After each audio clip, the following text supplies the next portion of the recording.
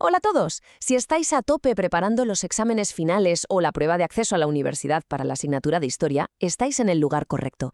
Este repaso está pensado pedagógicamente para que dominéis por completo una época absolutamente fascinante. Vamos a ir directos al grano con la gran paradoja de nuestra era contemporánea. Todo el mundo pensaba que el final de la Guerra Fría iba a traer una época de paz mundial definitiva, ¿verdad? Bueno, pues la realidad fue que nos trajo conflictos globales totalmente nuevos y muchísimo más complejos. Así que vamos a sumergirnos de lleno en cómo el mundo pasó de una estructura más o menos predecible a un tablero de ajedrez geopolítico sumamente inestable. Para que podáis estructurar bien vuestros apuntes mentales, hoy vamos a dividir este análisis en tres bloques muy claros. Primero, los nuevos equilibrios. Segundo, el auge del desorden. Y tercero, la lucha por la gobernanza mundial. Arrancamos con la primera parte. Vamos a situarnos en el periodo que va desde 1979 hasta 1991, donde empiezan a surgir estos nuevos equilibrios internacionales. Fijaos, el orden bipolar clásico de la Guerra Fría empezó a resquebrajarse por donde menos se lo esperaban. Un punto de inflexión verdaderamente brutal fue la Revolución iraní de 1979. El descontento masivo contra el régimen del Shah terminó llevando al poder al ayatolá Jomeini. ¿Y qué hizo? Pues instaurar una república islámica radicalmente antioccidental que, literalmente, cambió las reglas del juego en Oriente Medio para siempre. A la hora de hacer comentarios de texto con fuentes primarias en un examen, prestar atención a las palabras exactas es clave. Y las de Jomeini son impactantes. No estábamos ante un simple cambio de gobierno local, sino ante un rechazo de carácter existencial. Al etiquetar cualquier modelo de Estado laico directamente como la obra de Satanás, este islamismo político naciente dinamitaba cualquier posibilidad de tener un diálogo diplomático tradicional con Occidente. Pero ojo, porque mientras Oriente Medio vivía este terremoto, el bloque soviético básicamente se estaba desmoronando a una velocidad de vértigo. Si ponemos las fechas clave en perspectiva, parece una caída libre total. En el 85, Mikhail Gorbachev llega a intentar reformar el sistema. En el 89 vivimos el histórico momento de la caída del muro de Berlín y de repente, solo 2 años después, en 1991, la imponente Unión Soviética desaparece oficialmente de los mapas. Las sátiras y caricaturas de la época dan completamente en el clavo y son estupendas para ilustrar redacciones históricas. Captaban a un Gorbachov magullado, superado por su propia creación, la famosa glasnost, o política de transparencia. La gran ironía de la historia aquí es que unas reformas que estaban pensadas para salvar y modernizar el sistema soviético actuaron como un gigantesco caballo de Troya. Liberaron unas fuerzas nacionalistas y unas demandas democráticas que terminaron echando abajo toda la estructura. Y no lo dicen solo los analistas externos. El mismísimo Gorbachev lo confesó abiertamente en su discurso de dimisión.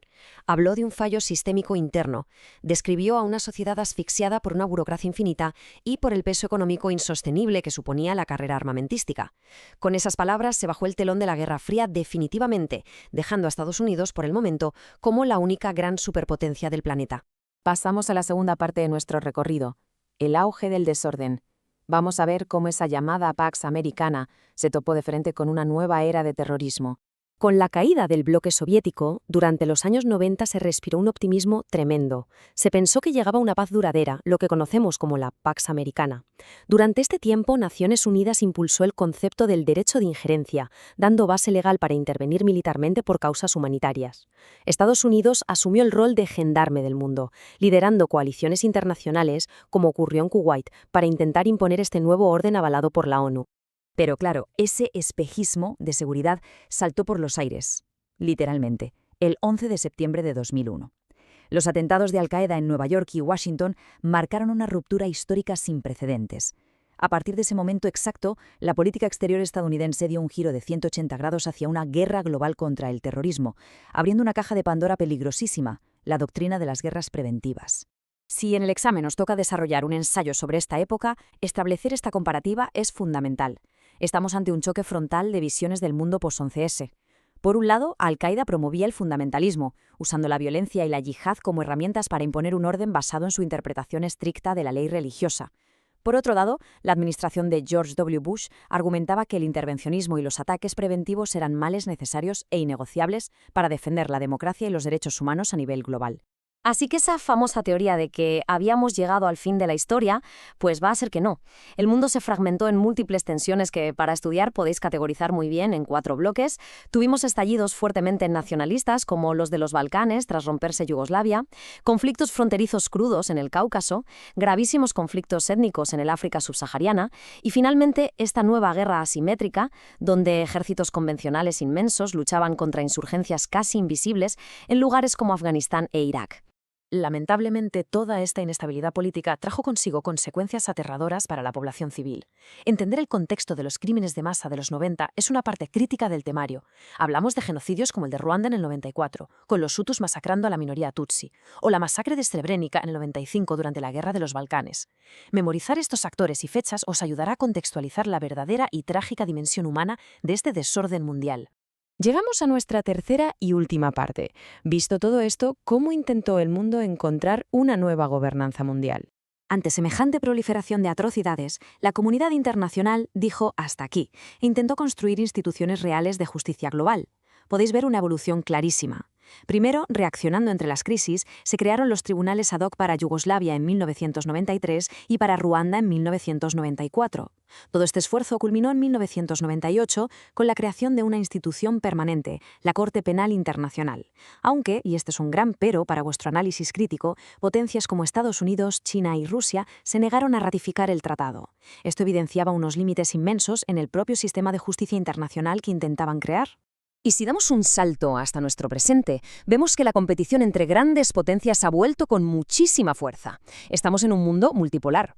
Tomando como fuente discursos del año 2023 sobre la guerra en Ucrania, la ruptura es total. Por un lado, Estados Unidos y la OTAN plantean su apoyo como una defensa estricta de la libertad y la soberanía frente a una agresión ilegal.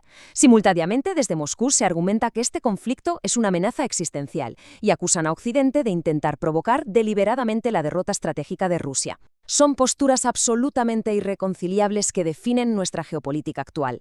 Para cerrar el círculo en vuestros temarios, es importantísimo entender que las instituciones mundiales que heredamos del siglo XX se las ven y se las desean para gestionar los problemas del siglo XXI.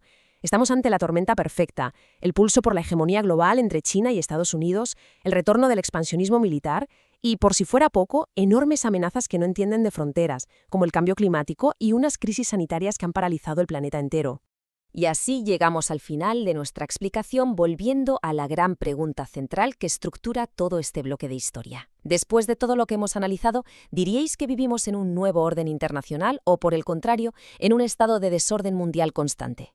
Ahora os toca a vosotros. Coged todas estas evidencias que hemos desgranado hoy, desde la caída del muro de Berlín hasta la multipolaridad actual, y construid vuestra propia tesis. Una tesis bien argumentada es la clave para un examen brillante. Muchísimo ánimo con el estudio y a por todas en los exámenes.